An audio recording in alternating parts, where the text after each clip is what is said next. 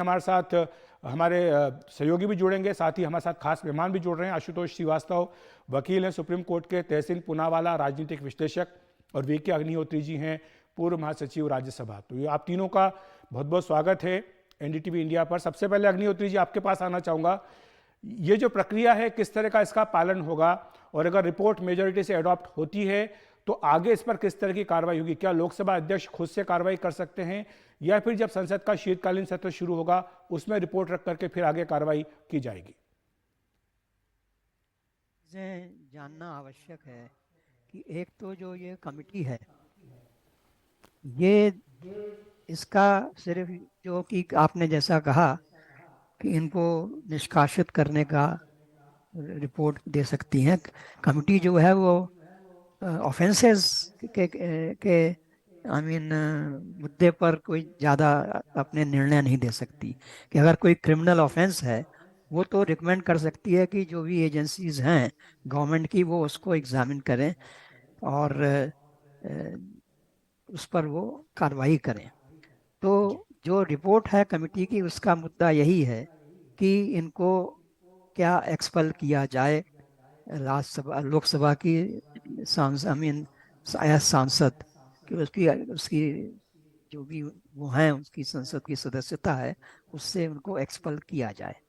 तो ये तो बेसिक थिंग है कि जो वो है। उसके बाद ये की रिपोर्ट है, इस पर निर्णय लेना होगा जो अपने स्पीकर साहब हैं उनको उनको तो नॉर्मली तो ये कमेटी की रिपोर्ट का निर्णय जो है वो लेती है लोकसभा या राज्यसभा या जहाँ भी है जिसके भी सदस्य हैं, तो उनको अधिकार है निर्णय लेने का इस पर। तो ये रिपोर्ट कमेटी की रखी जाती है सदन के समक्ष और उसके बाद उस पर वो निर्णय लेती है समिति। जहाँ तक कि जो अपने स्पीकर साहब हैं वो कम से कम इतना जरूर कर सकते हैं कि जब तक कि इस पर निर्णय न हो हाउस का तब तक वो इनको सस्पेंड कर सकते हैं। लेकिन अगर वो अपने ऊपर लेना चाहें कि भाई वो पास करवा लेंगे, ऐसी स्थिति में वो चाहें तो इस कमिटी की रिपोर्ट को एक्सेप्ट भी कर सकते हैं, बट ऐसा होता नहीं है। लेकिन अधिकार सस्पेंशन है, लोकसभा स्पीकर को यह अधिकार है कि वो जब हाउस सेशन में नहीं होता है तो कार्रवाई नहीं, अपनी ओर ऐसा से कोई भी कर अधिकार सकते नहीं हैं। है।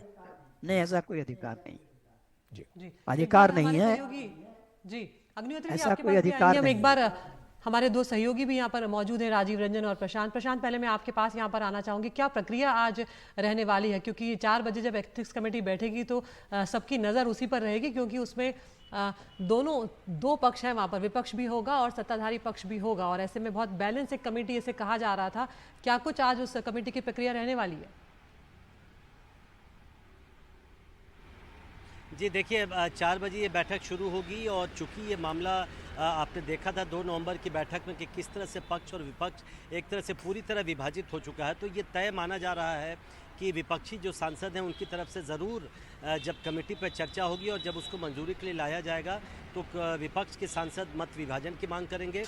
और अगर मत विभाजन होता है तो अभी अखिलेश जी ने बिल्कुल जो संख्या बताई है, संख्या बल बीजेपी और उसके जो सहयोगी सांसद हैं कमेटी में उनके पास है, बहुमत का आंकड़ा उनके पास है, तो बहुमत से वो रिपोर्ट अडॉप्ट कर लिया जाएगा, मंजूर कर लिया जाएगा। और उसके बाद जो प्रक्रिया है, जो रिपोर्ट है अडॉप्ट होने के बाद लोकसभा अध्यक्ष को सौंपी जाएगी और फिर लोकसभा अध्यक्ष उस पर फैसला करेंगे। आमतौर पे जो परिपाटी रही है ऐसे मामलों में वो ये कि जब संसद का शीतकालीन सत्र आने वाला है उसमें पहले ही दिन उसको चूँकि लोकसभा अध्यक्ष को जो भी रिपोर्ट सौंपी जाती है वो सदन के पटल पर रखी जाती है, सदन के पटल पर रखी जाएगी। और उसके बाद चूँकि ये जो अभी तक हम लोग को जानकारी है कि महुआ मोइत्रा के सदस्यता खत्म करने की सिफारिश की गई है, तो उसके लिए एक मोशन मूव किया जाएगा सरकार की तरफ से और उस पर जो सेंस ऑफ द हाउस होगा, चूँकि वहाँ भी मेजॉरिटी है, अगर मत विभाजन की ज़रूरत पड़ी तो वहाँ भी मेजॉरिटी है, तो मत विभाजन से ही सही लेकिन वो मोशन पारित हो जाएगा और फिर महुआ मोइत्रा की सदस्यता खत्म हो जाएगी। तो अभी तक यही राजीव रंजन जी हमारे पास है। इससे पहले कि मैं आशुतोष जी और तहसीन जी के पास जाऊं, मैं राजीव के पास जाना चाहता हूं। राजीव, इस पर टीएमसी का क्या पक्ष आया है, और साथ ही महुआ मोइत्रा लगातार ये कहती आ रही हैं कि उन्हें क्रॉस एग्जामिनेशन करने का मौका दिया जाए, और जो विपक्षी सांसद हैं उनकी रणनीति बिल्कुल स्पष्ट दिख रही है, जो कि 2 नवंबर की बैठक में दिखा भी था कि जिस तरह से उन्होंने बैठक का बहिष्कार भी किया था, वॉकआउट कर दिया था। तो ऐसे में क्या विपक्षी दलों की रणनीति रहेगी, खासतौर से दानिश अली, जिनको लेकर के ये कहा गया है कि 500 पेज के इस रिपोर्ट में उनके व्यवहार को लेकर के भी निंदा करने की बात कही गई है?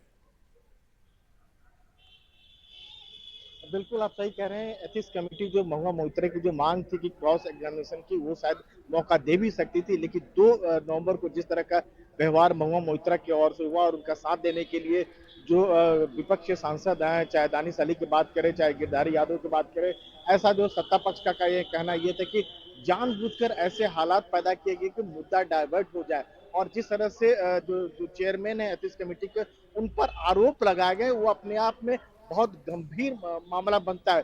तो ऐसे हालात में जो महुआ मोइत्रा का जो पक्ष था, उनका ये कहना था रखा जा चुका है, और जिस तरह का उनका आरोप था, यानी विपक्षी सांसदों पर महुआ का मोइत्रा का आरोप था, उनसे निहायत ही निजी मामले पूछे जा रहे थे, व्यक्तिगत मामला पूछा जा रहा था जिसका कोई लेना देना नहीं था, अनैतिक सवाल पूछे जा रहे थे। वहीं चेयरमैन का ये कहना था कि जो हलफनामा दिया गया है, दर्शन हीरानंदानी की तरफ से हलफनामा दिया गया, उसी बारे में सवाल कर रहे थे, उनका पक्ष जानना चाह रहे थे, और उसके बाद जो है महुआ मोइत्रा और उनके साथ विपक्षी सांसदों ने हंगामा कर दिया, तो जिरह का सवाल ही नहीं पैदा होता। विपक्ष के सांसद आज जरूर आएंगे, दानिश अली वगैरह सब आएंगे, जरूर आएंगे।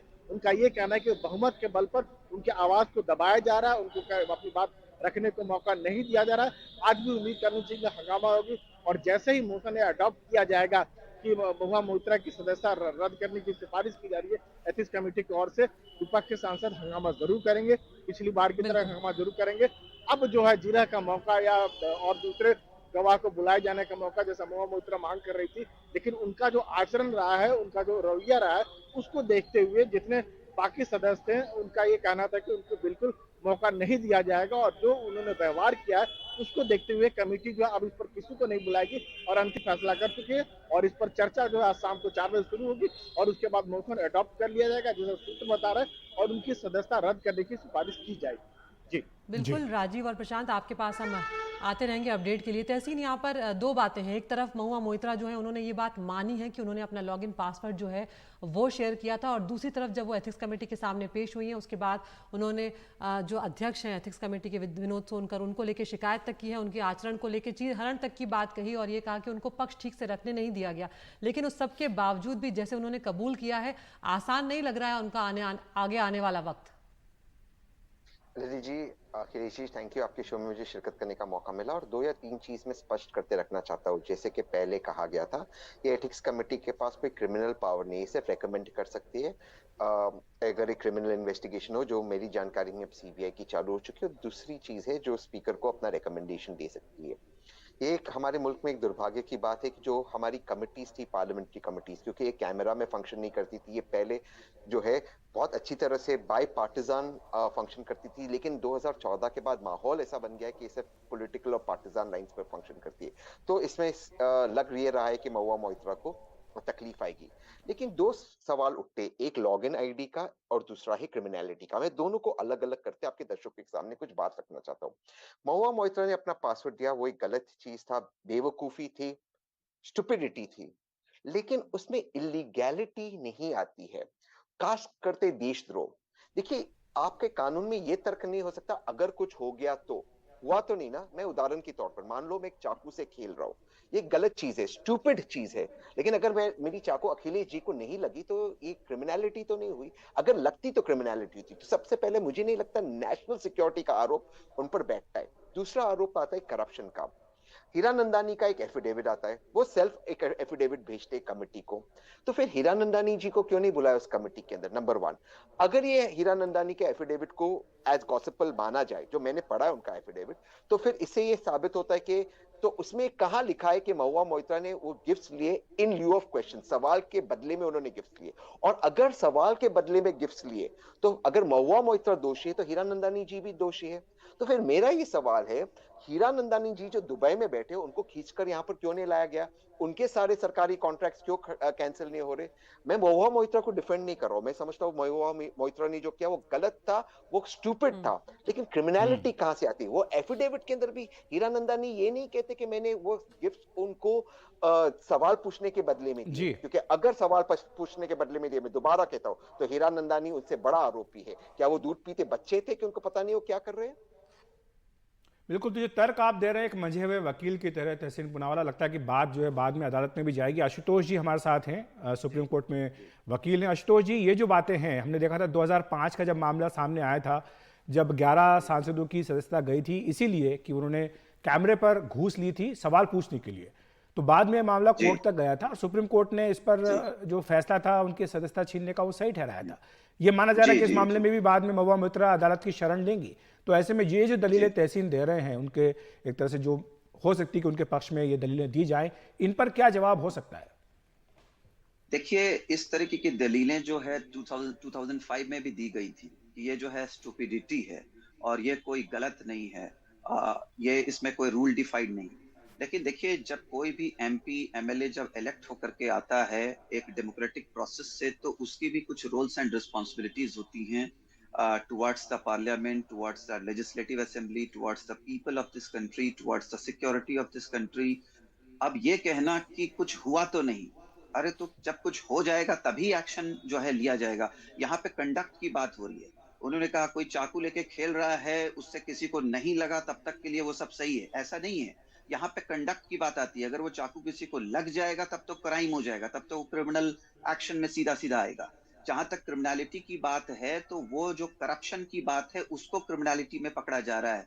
और ये तो महुआ जी ने खुद कहा था कि ये जो इन्वेस्टिगेशन है क्रिमिनल पार्ट का, ये जो है अथॉरिटीज का पार्ट है, तो वो उसको कहाँ डिनाई किया जा रहा है? वो तो अथॉरिटीज इन्वेस्टिगेट करेंगी ही ना कि कितना करप्शन हुआ, क्या पैसा लिया गया या नहीं लिया गया, क्या ट्रेल था मनी का, जी या क्या गिफ्ट्स लिए गए, उसके बदले में क्या क्वेश्चंस पूछा गया, और किस तरीके से जो है करप्शन को बढ़ावा दिया गया पार्लियामेंट के अंदर। ये तो सवाल आने ही वाले हैं।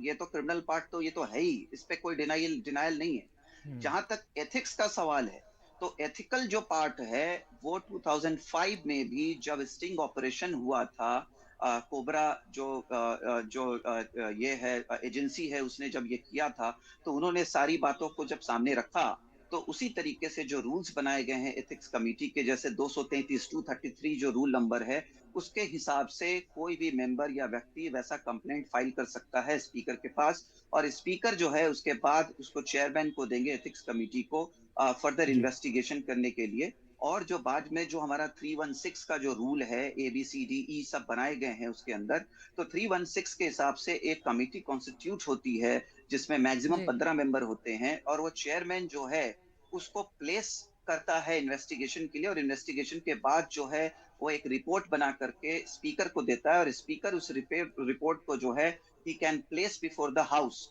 तो हाउस के जी सामने जी। रखा जाता है फर्दर डिसीजन के लिए, और उसके ऊपर चर्चा भी होती है और आशुतोष जी, मोशन बिल्कुल पास ये करके। प्रक्रिया पूरी है, इसको हम जी, समझेंगे तो और तहसीन भी आपका जी जवाब देना चाहते हैं। तहसीन, हम आपके पास भी आएंगे, लेकिन एक छोटा सा ब्रेक ले रहे हैं। आप तीनों हमारे साथ बने रहिए।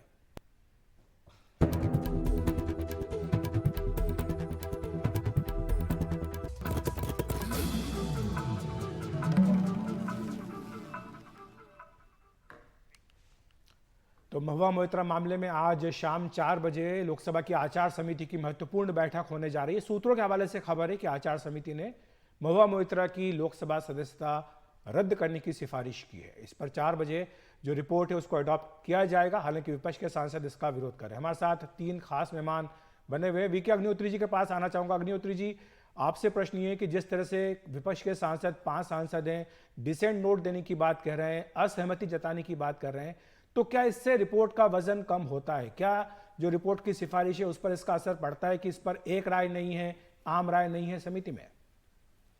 ये लोकतंत्र है जो कि वोट पर चलता है। तो कमेटी की रिपोर्ट भी बहुमत से आई मीन होगी स्वीकार, और उसको फिर लोकसभा में भी रखा जाएगा, तो वहां पर भी बहुमत से उस पर निर्णय लिया जाएगा। तो वही पद्धति है और वही प्रक्रिया है। तो उसका कोई वेट से कोई फर्क नहीं पड़ेगा। जब वो लोकसभा में जाएगी तो वहाँ भी जो बहुमत है उसी के हिसाब से उस पर निर्णय लिया जाएगा। जी, यहाँ पर अग्निहोत्री साहब एक सवाल और है कि अगर ये बात साबित हो भी जाती है कि उन्होंने लॉगिन पासवर्ड दिया था, लेकिन अगर ये बात साबित नहीं हो पाती है कि क्या उन्होंने रिश्वत ली थी या नहीं ली थी उस मामले में, तब क्या ये मामला थोड़ा बदल जाएगा कार्रवाई के तौर पर?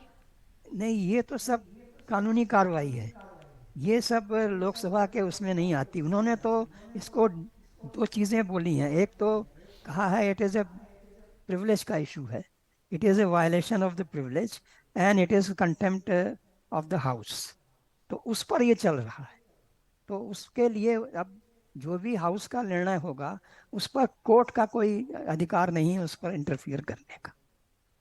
लेकिन जो उनके खिलाफ जो कानूनी कार्रवाई होगी उसमें कोर्ट इंटरफियर कर सकता है। बिल्कुल, जैसा कि 2005 के मामले में भी हुआ था। तहसीन पूनावाला जी, आप ब्रेक में जाने से पहले आशुतोष जी की बात पर कुछ कहना चाह रहे थे।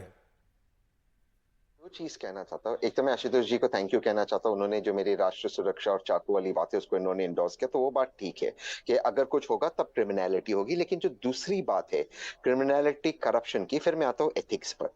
इस बात में अगर हीना नंदानी जी के एफिडेविट को गॉसिपल माना जाए, उसको सच्चा माना जाए, तो उसी एफिडेविट में वे नहीं लिखते कि जो गिफ्ट दिए उन्होंने वो इन लिeu ऑफ क्वेश्चंस दिए। अगर उसको उस तरह से माना जाए तो हीरानंदानी जी भी गिल्टी है तो आशुतोष जी मानेंगे, क्योंकि हमारे देश में रिश्वत देना और लेना दोनों जुर्म है, तो हीरानंदानी जी पर भी कार्रवाई होगी। ये पहली बात है। दूसरी बात, तो ये सेल्फ इंडाइक्टिंग एफिडेविट नहीं है। दूसरी बात, मैं मानता हूं कि ये कमिटी, और यहाँ पर मैं अग्निहोत्री साहब से थोड़ा सा डिफर करता हूं, मैं उनकी बहुत रिस्पेक्ट करता हूं अग्निहोत्री सर से, कोर्ट प्रोसीडिंग्स में भी इंटरफेयर कर सकती, क्योंकि अब सुप्रीम कोर्ट ने ये चीज तय किया है कि जितने भी पार्लियामेंट्री असेंबलीज के कमिटीज है ये ट्राइब्यूनल्स है जो फंक्शन करती है अल्टीमेटली अंडर आर्टिकल 21 आर्टिकल 14। तो right to equality, right to free trial क्या कहता है? दो चीज। राइट टू फ्री ट्रायल कहता है कि महुआ मोइत्रा को ये इजाजत दे कि जिसने ये एफिडेविट दी उसको समन करते क्रॉस एग्जामिन करे, ये नहीं मिला है। फ्री ऑफ फेयर ट्रायल का उसका जो राइट है वो वायलेट हुआ है। तो proceedings of the house, not the conclusion of the house, but proceedings के मामले में सुप्रीम कोर्ट इस मामले में भी इंटरफियर कर सकता है। ये अब एस्टेब्लिश है। चाहे आप महाराष्ट्र असेंबली का मामला देख लो, अरुणाचल का मामला देखो, आप उत्तराखंड का मामला देखो, कोर्ट ने लगातार उसमें इंटरप्ट करते। कर्नाटका के असेंबली के मामले देखो, कोर्ट ने कहा ये ट्राइब्यूनल्स के नीचे आते। ये एक चीज हुई। एक लास्ट चीज मैं कहना चाहता हूं, मैं दोबारा से कहता हूं, मैं कोई महुआ मोइत्रा का सपोर्टर नहीं हूं, मैं समझता हूं जो उसने किया वो गलत किया, लेकिन मैं सवाल दोबारा से दो सवाल उठाता हूं। एक, उनके एक्स बॉयफ्रेंड जय, वो आज आकर as an officer of the court कहते हैं ये सब उसने रिश्वत ली। अगर वो रिश्वत ली जब वे रिलेशनशिप में थे और देख रहे थे कि उस वक्त मोहतरमा रिश्वत ले रही थी, तो उनका कानूनी कर्तव्य नहीं बनता उस वक्त कंप्लेन करना। दूसरी बात, हीरानंदानी, मैं दोबारा से एक चीज को रिपीट करता, दूध पीते बच्चे थे, कितने सबमिसिव थे कि उसने डोमिनेट किया और डोमिनेट हो गया। आपके पास दिमाग नहीं था? अगर कोई आपको लॉग इन आईडी दे रहा है पार्लियामेंट का, आपके पास दिमाग नहीं है कि आप उसको नहीं ले? अगर कोई आपको लेकिन इसमें तो ये साफ बात है ना, जो हीरानंदानी का एफिडेविट है तहसील, उसमें उन्होंने कहा है कि जो कारोबारी इंटरेस्ट थे, जो सवाल थे, उनका भी ब्यौरा हमने बार बार दिखाया है दर्शकों को। उनमें अधिकांश सवाल वो थे जो उनके कारोबार से जुड़े हुए थे या जो उनके राइवल थे अडानी ग्रुप, उनके खिलाफ सवाल थे। तो एक तरह से उनका अपना बिजनेस इंटरेस्ट सध रहा था, तो उन्हें क्या दिक्कत थी? उनको लॉगिन पासवर्ड दे दिया, जो बात खुद महुआ मोइत्रा कह रही हैं, तो क्या हमने दे दिया तो क्या गलत किया? उन्होंने खुद ये बात मानी हाईकोर्ट में अपने जो एफिडेविट दिया उसके अंदर, और वो एक तरह से सवाल पूछने के लिए एक्सेस दे रही हैं।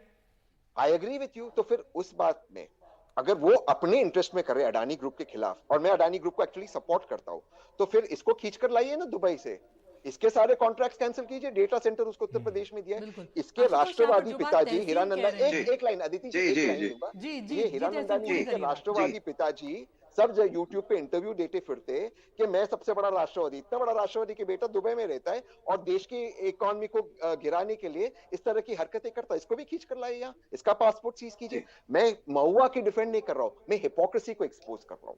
बिल्कुल ठीक है। यहाँ पर आशुतोष जो बात तहसीन कह रहे हैं कि फ्री और फेयर ट्रायल का जो राइट था उसका वायलेशन यहाँ पर महुआ कहने की बात कह भी रही हैं, और एक तरफ जिस तरह से अग्निहोत्री साहब कह रहे हैं कि यहाँ पर जो अधिकार एथिक्स कमेटी के पास है वो उनके अपने अधिकार है, क्रिमिनल वाला मामला तो बाद में आएगा, लेकिन ये किस तरह आपको बढ़ता हुआ दिख रहा है?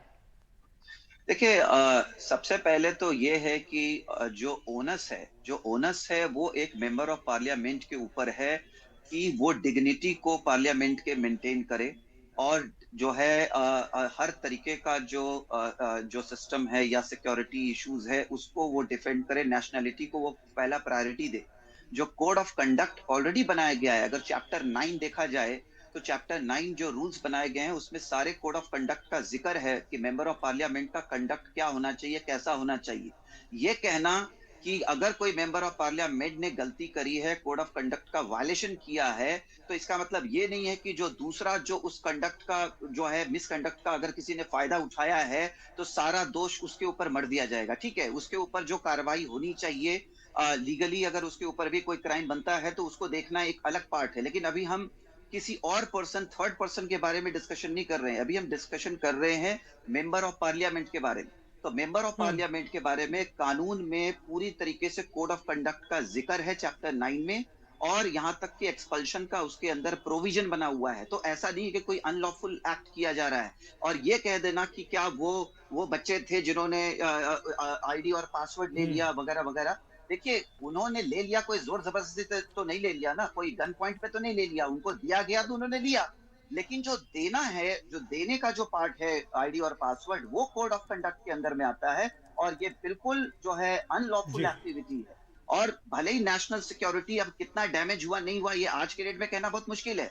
क्या कोई भी व्यक्ति ये एफिडेविट पे लिख के दे सकता है कि आईडी और पासवर्ड देने से कोई सिक्योरिटी को आज तक खतरा नहीं आया है और फ्यूचर में कोई खतरा नहीं आएगा? ऐसा कोई एफिडेविट दे सकता है? There is no guarantee. हमें पता नहीं कि वो आईडी और पासवर्ड का क्या इस्तेमाल अभी तक किया गया, क्या नहीं किया गया। वो एक अलग चैप्टर है, उसका इन्वेस्टिगेशन अलग तौर पे अलग तरीके से होना चाहिए।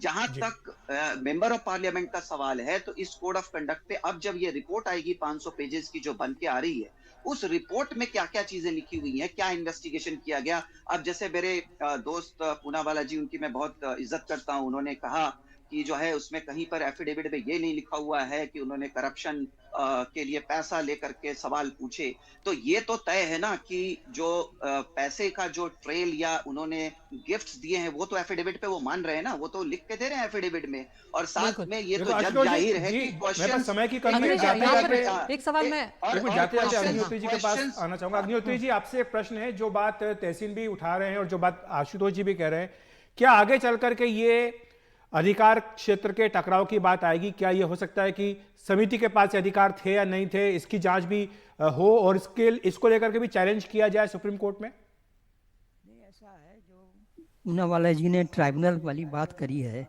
वो ट्राइब्यूनल वाली बात जो है वो चेयरमैन स्पीकर इस तरह के लोगों पर वो अप्लाई होती है, लेकिन हाउस पर वो अप्लाई मेरे समझ में नहीं होती।